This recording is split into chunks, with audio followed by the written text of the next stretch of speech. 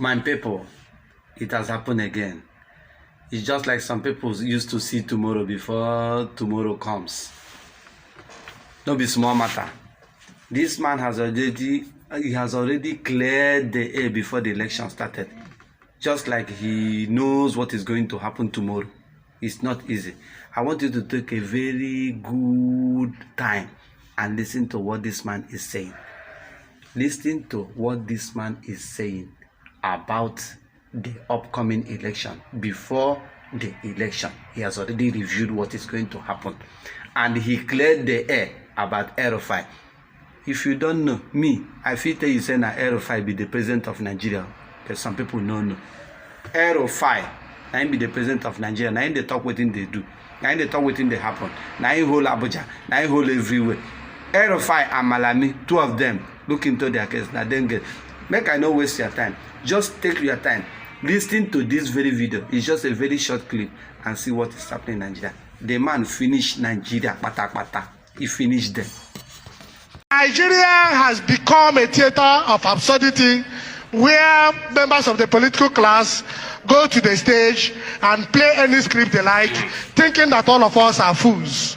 Now let us ask, where was El-Rufai, who admitted in live television conversation, I think that was Arise TV, where he admitted that this new Naira policy was targeted against his own party, the APC, and their presidential candidates, who also admitted in Farawa Abeokuta that the new Naira policy will prevent him from using the old Naira that was brought to him in blue van to buy the vote of Nigerians, because they know that they have failed Nigerians, and they know that their only hope of winning this election is to buy our vote.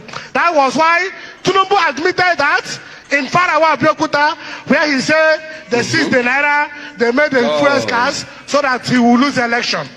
Their hope, and their only hope is to buy our votes with the old Naira. And that is why they are fighting.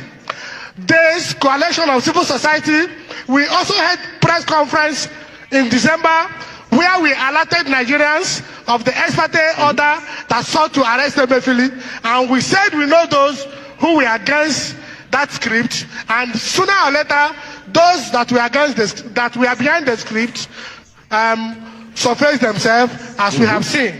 Now let us ask, as members of the civil society organization and as Nigerians, El-Rufai, where were you when the bandits attacked the railways and made away with Nigerians for more than 4 months in the bush? You never went to the Supreme Court.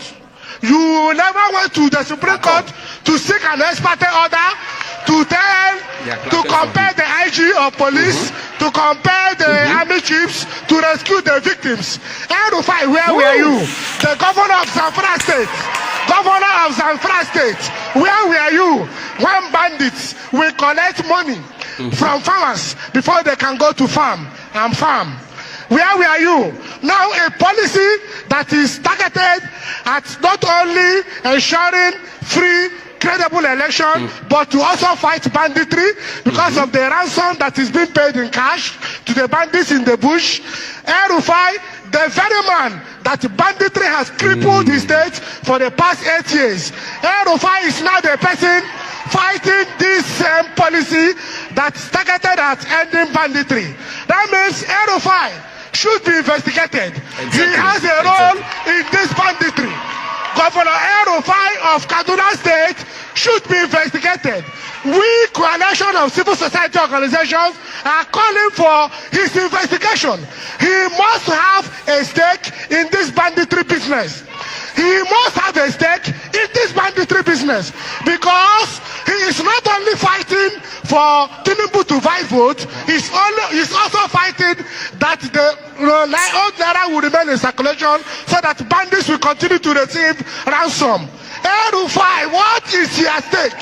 Where were you for the past 8 years? Bandits crippled your state.